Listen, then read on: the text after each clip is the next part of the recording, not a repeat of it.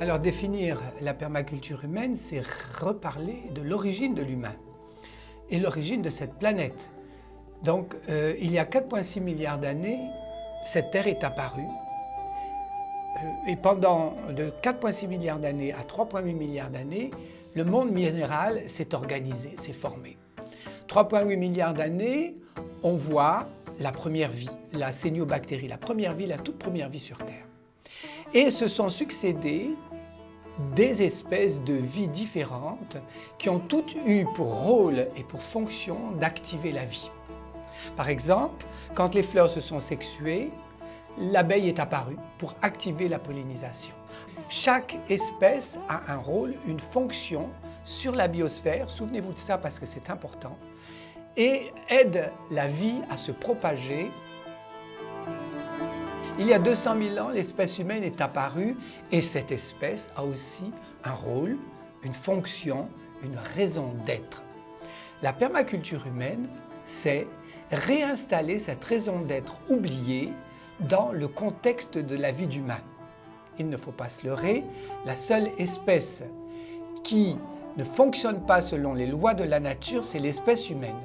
Et nous devons remettre ça en perspective. C'est ça, la permaculture humaine.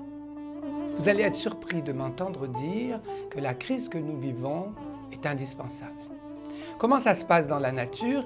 Il y a des cataclysmes, des tsunamis, des volcans qui éruptent. Ça provoque un chaos. Et dans ce chaos, il y a des bouleversements qui font élever, grandir, évoluer les espèces qui sont présentes. Cette crise que nous vivons, on peut la comparer sans rentrer dans un monde ésotérique. Toutes les religions parlent de forces du mal, de l'ombre et des forces du bien, de la lumière. C'est un combat entre ces deux forces. Et la bonne nouvelle, c'est que c'est toujours la lumière qui finit par gagner. Mais la force sombre est importante pour stimuler l'évolution. Quand un cataclysme apparaît, il y a un bouleversement et ce bouleversement reconstruit un nouvel écosystème. Tous les écosystèmes qui ne sont pas résilients sont appelés à disparaître. La permaculture humaine, c'est aussi copier les mécanismes de la nature. La première chose que l'on fait, systématiquement, on cherche les coupables. On veut comprendre qu'est-ce qui se passe. Qui est fautif? La Chine, les Américains, qui a fait tout ça? Pour moi, c'est une étape qui devrait venir après. Vous pouvez découvrir que dans cette situation, on n'est pas résilient. Et c'est cette première analyse qu'il faut faire, c'est s'occuper de soi. Les coupables viendront après. Le travail commence par soi. Le changement se fait de l'intérieur vers l'extérieur. S'il y a une qualité à développer, c'est l'observation. Mais qui va-t-on observer? On observe l'extérieur, on perd notre temps. On doit s'observer soi-même.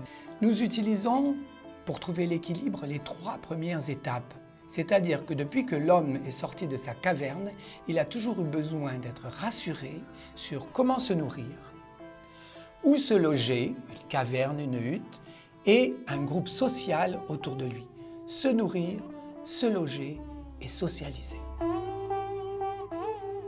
Le mot transition, c'est de passer d'un monde à un autre. Et le entre-deux est un espace extraordinaire où tout est possible. Ne le voyez pas comme lourd, comme mon Dieu, mais qu'est-ce qu'on va faire?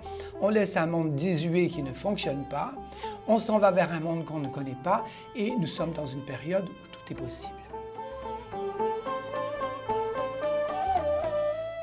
Alors il n'y a rien de plus ennuyeux que quelqu'un qui vous dit on le savait, ça devait arriver. Bon. Alors je ne vous le dirai pas, mais en 2016, nous avons sorti un livre, La permaculture humaine, des clés pour vivre la transition. Et nous avons mis en évidence une boîte à outils pour y aller par étapes. Qu'est-ce qu'on y fait?